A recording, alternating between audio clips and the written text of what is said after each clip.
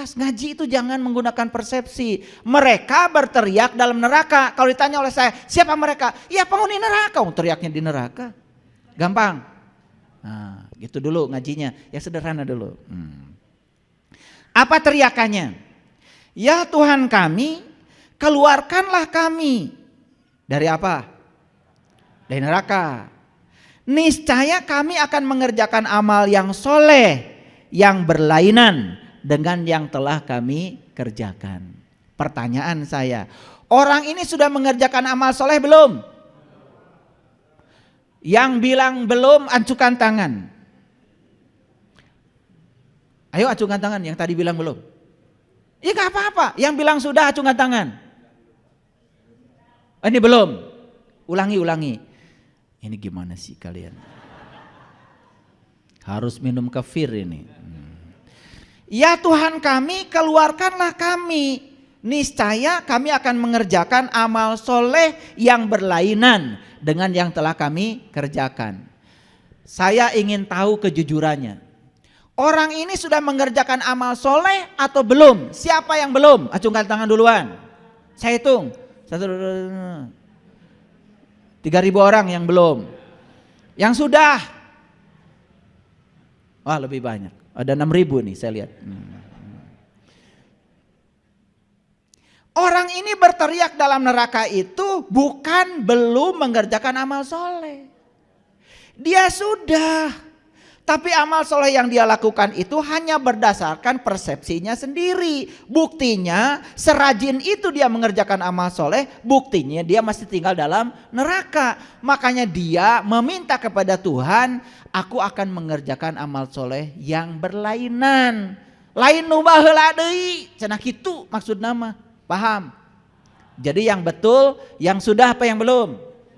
Oke, sekarang udah sepakat semua ya. Orang ini sudah mengerjakan amal soleh. Tapi amal solehnya itu ciptaan, rekaan pikirannya sendiri. Sekarang saya tanya ini, semua kan udah sepakat sudah. Kalian semua ini sudah tahu gak amal soleh menurut Quran? Jangan-jangan amal soleh yang selama ini dijalankan itu hanya menurut kebanyakan orang mempersepsinya. Nah ini masalah kan, katanya sudah tetapi belum. Di Quran dikatakan, waman kana yarju liqa'a rabbih falyamal amalan solihan. Barang siapa yang ingin jumpa dengan Tuhannya, maka dia lakukan amal soleh. Jadi amal soleh itu adalah amal yang ketika dilakukan saat ini juga dapat memperjumpakan kita dengan Tuhan. Jadi amal soleh itu versi Quran adalah cara, metode yang mengantarkan kita berjumpa dengan jati diri kita. Beda? Selama ini amal soleh itu apa yang kita lakukan? Kita ngasih makanan ke orang, amal soleh. Memang ngasih makanan jumpa dengan Tuhan? Itu masuknya amalun hasanah, amal-amal kebajikan. Amal soleh itu sangat spesifik di Quran. Itu sebabnya belajar Quran bukan bahasa Arab. Quran itu bahasa Arab, bahasa Tuhan. Kalau Quran bahasa Tuhan, jangan jauh-jauh dari Tuhan. Makanya jika kamu bisa bersama Tuhan, silahkan. Tapi kalau kamu tidak bisa bersama Tuhan, kamu harus bersama orang-orang yang selalu bersama dengan Tuhan. Gitu. Paham sampai sini? Beda. Jadi sekarang bisa membedakan mana amal soleh, mana amalun hasanah. Mana amal soleh, mana amal kebajikan. Sangat spesifik. Makanya dia sudah mengerjakan amal soleh. Tapi persepsi dirinya sendiri. Tapi buktinya, hasil akhirnya dia tinggal dalam neraka. Neraka itu bukan urusan nanti. Di Quran dikatakan, fa'amal ladina syaku fafinar lahum fiha zafirun wasahikun. Neraka adalah tempat di mana kamu masih bernafas. Itu kata Quran, bukan kata saya. Itu Quran surat Hud ayat 106. Nanti periksa surat Hud ayat 106, 107, 108. Di situ cerita tentang surga dan neraka. Banyak yang memprotes saya. Dikiranya itu buatan saya. Tidak. Itu kata Quran. Bahkan kata Quran, surga dan neraka itu di mana langit dan bumi masih ada. Kan kalian pedoman hidupnya Quran. Jangan menyerang saya dulu, baca dulu. Kalian nggak pernah baca Quran, saya bacanya 1000 kali. Jangan menyerang saya dulu, karena berbeda. Lihat, saya ini, mohon maaf, saya ini saintis. Kalau bicara sesuatu, saya membebaskan dia dari persepsi saya. Ini dalilnya, ini ayatnya saya tunjukkan. Jangan menyerang dulu, jangan menyerang dulu. Bahwa nanti di sana ada surga dan neraka, saya juga belum tahu.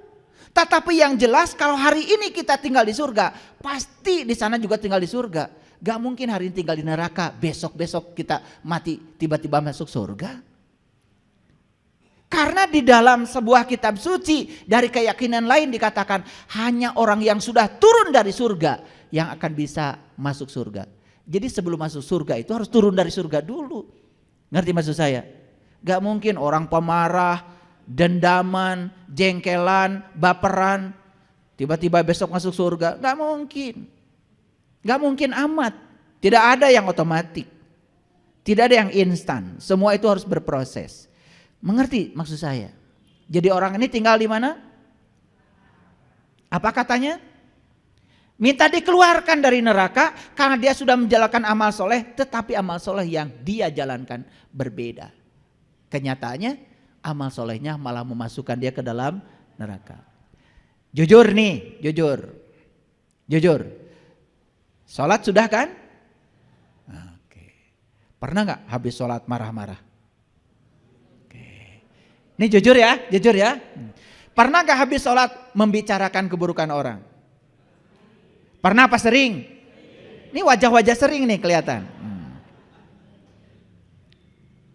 Pernah gak habis sholat, maaf, berantem dengan pasangan?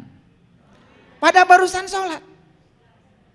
Pernah gak keluar dari masjid dengan sepeda motor, kesenggol sedikit, marah sama orang nyenggol? Pernah? Pernah apa sering? Itu semua neraka. Itu semua neraka. Kita terbakar oleh api kemarahan kita sendiri. Makanya neraka itu dari naraloka. Na itu artinya cahaya, na itu artinya api, ra itu artinya cahaya, loka itu lokasi, tempat.